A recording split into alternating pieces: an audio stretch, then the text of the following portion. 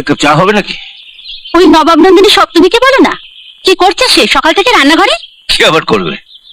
সকাল থেকে তোর এই ডিমের পচে যোগান দিতে তো। খা খা খা। শুনলি শুনলি বড় খোকা কথাটা শুনলি? শুনলাম তো, কিন্তু মা দাদাকে এখন চটিও না। তোমার জামাইয়ের জন্য ব্যাংক থেকে টাকা তুলতে দাদারও তো একটা সই লাগবে। বাহ, বাপের বাড়ির টাকা এভাবেই হাতিয়ে পাচার হচ্ছে তাহলে। সপ্তমী, তোমার স্বামীর এত টাকার দরকার কেন? তোমার শ্বশুর বাড়িও কি ভিখারির বংশ, নাকি ওরাবার মতো টাকা পায়নি যৌতুক থেকে? আমার বাপের বাড়ি আমায় কি দিয়েছে কি দেবে তাতে তোমার কি? আমারই তো। এ বাড়ির যা কিছু এখন তো সব আমারই। আমার ভবিষ্যৎ আমাকে ভাবতে হবে না?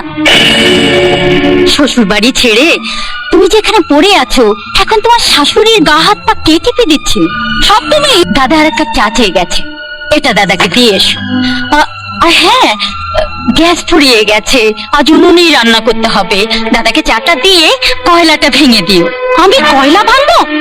আমি কয়লা ভাঙতে জানি না। সে কি, লোকে সংসার ভাঙতে জানো আর কয়লা ভাঙতে জানো না? কি এত বড় কথা!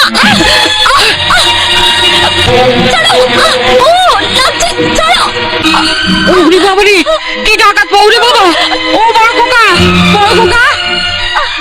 গ্রামের মেয়ে আমি, অনেক গাছের ডাল ভাঙতাম এই হাত দিয়ে।